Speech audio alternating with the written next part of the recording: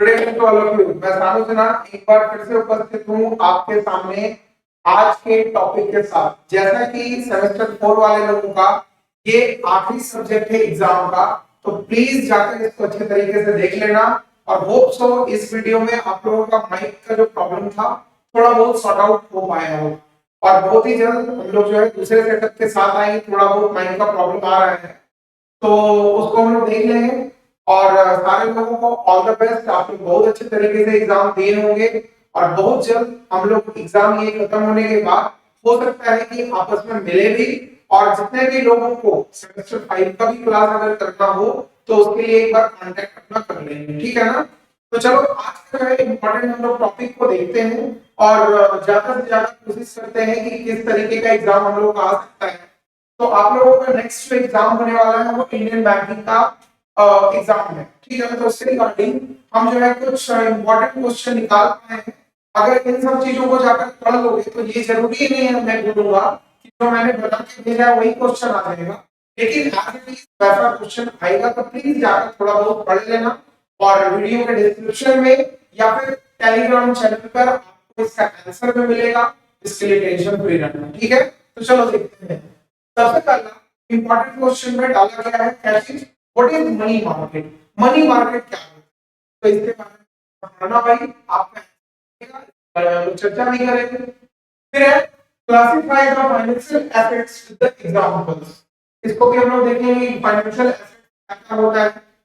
Expand the following, इसके बारे में बताना है। आईडीपीआई क्या होता है और एसआईडीसी क्या होता है।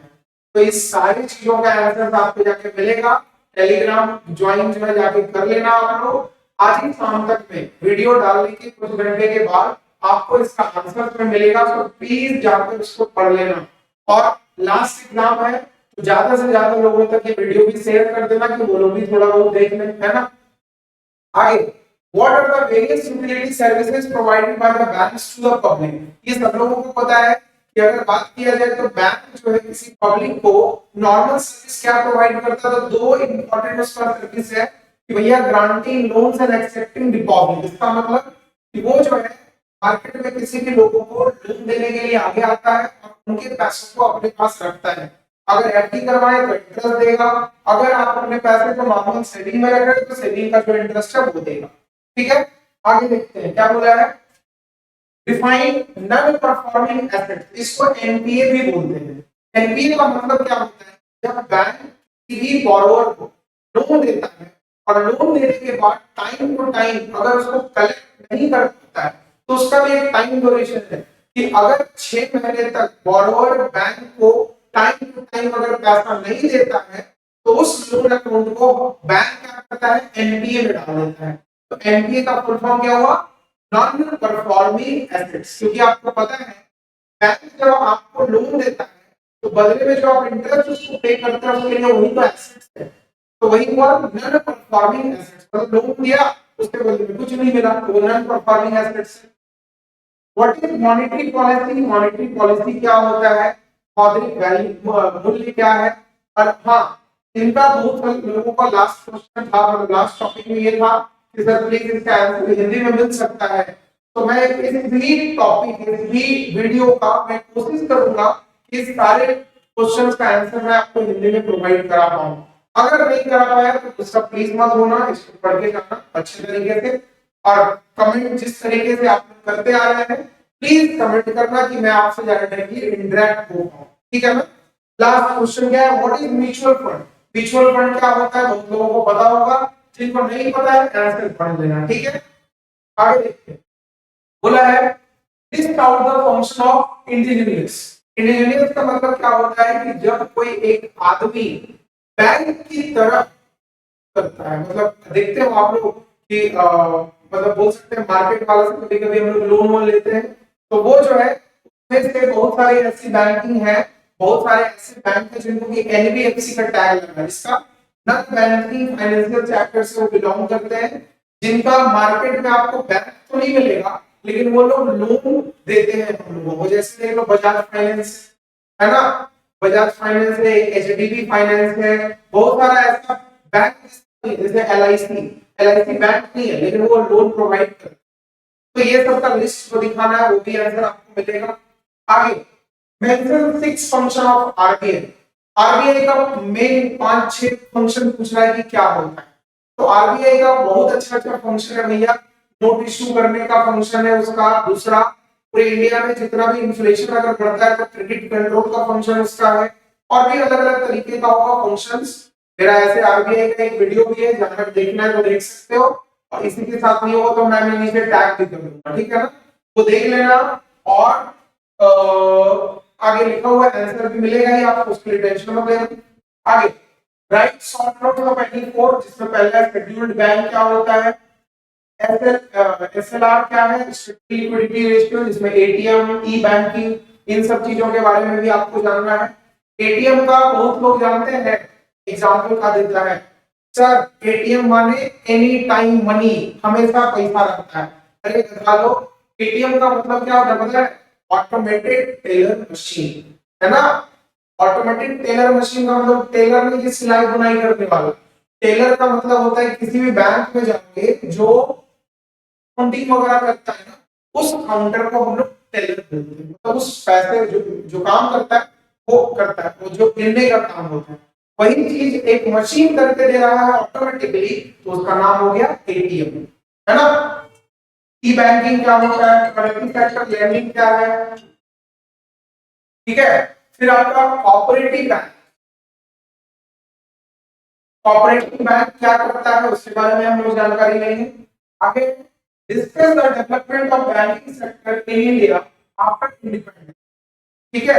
आफ्टर इंडिपेंडेंस 14 क्यों दिया पता नहीं, शायद 14 मार्क्स का होगा, ठीक है। शायद 14 मार्क्स का क्वेश्चन दिया है, या फिर इसको इरेज ही कर लो।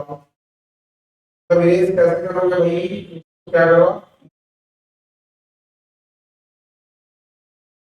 इसमें कंफ्यूज मत होना आप लोग, क्या ये जो है discuss the development of banking sector in India after independence, आजादी के बाद का क्या डेवलपमेंट रहा है बैंक में इंडिया में, इसके बारे में। तो इसका भी क्वेश्चन आपको मिलेगा आंसर के साथ। Describe the kind of business a banking company में engage as a provided in the banking regulation act 14, ये भी शायद 14 नंबर का ही है, शायद 14 नंबर का क्वेश्चन ये लोग डालने का कोशिश किया होगा, इसलिए फॉर इंपॉर्टेंट यहाँ लिखा। तो उसको छोड़ दीजिए, नंबर वो आपके अकॉर्डिंग अपना इस कॉलेज वाला डिसाइड करेगा क्या नंबर किस तरीके से मिलेगा, ठीक है ना। तो ये हो गया हम लोग। अब इसके लिए स्पेशल चीज क्या लेकर आए हैं आपके लिए, हम स्पेशल चीज 5-5 लेकर आए हैं। कुछ ट्रू फॉल्स भी है आपके पास, कुछ फिल इन द ब्लैंक्स भी है। लेकिन उससे पहले ये चीज है, इसको भी देख लेते हैं कि क्या क्या इंपॉर्टेंट है। Explain the advantages and disadvantages of unit banking system. Unit banking system का एडवांटेजेस क्या होता है, डिसएडवांटेजेस क्या होता है। लेकिन उससे पहले ये भी जानना जरूरी है कि सर यूनिट बैंकिंग सिस्टम क्या होता है, ठीक है। डिफरेंस बिटवीन किसका किसका बताना है कि कमर्शियल बैंक और कोऑपरेटिव बैंक क्या होता है, narrow banking versus universal banking ये क्या है, सारे चीजों का आंसर आपको मिलेगा। थोड़ा सा जाकर ध्यान दे लेना, पढ़ लेना, आपको यहाँ पर बहुत अच्छे तरीके से मिल जाएगा, ठीक है ना। Discuss the agency and general utility services rendered in a modern bank, इसके बारे में भी समझ में आएगा कि क्या क्या काम होता है नहीं होता। पढ़ना, आंसर जाके एक बार पढ़ लेना, कि मेरा गारंटी है कि सारे चीजों का आंसर आप लिख कर आएंगे। हम जानते हैं कि जब आप आंसर लिखने बैठते हैं तो किसी दूसरे चीज का भी आंसर इसमें डाल देते हैं, उनको पता है अच्छे तरीके से। लेकिन उसके बावजूद भी एक बार ये क्वेश्चन के साथ इसका आंसर पढ़ लो ना, बिल्कुल अच्छे तरीके से आपको सब समझना चाहिए, ठीक है। आगे what do you mean by core banking क्या होता है, sorry explain the achievement of Indian banking system after nationalisation. Nationalisation आपको पता होगा कि इंडिया में टोटल 20 बैंक ऐसे थे जिनको नेशनलाइज किया गया था।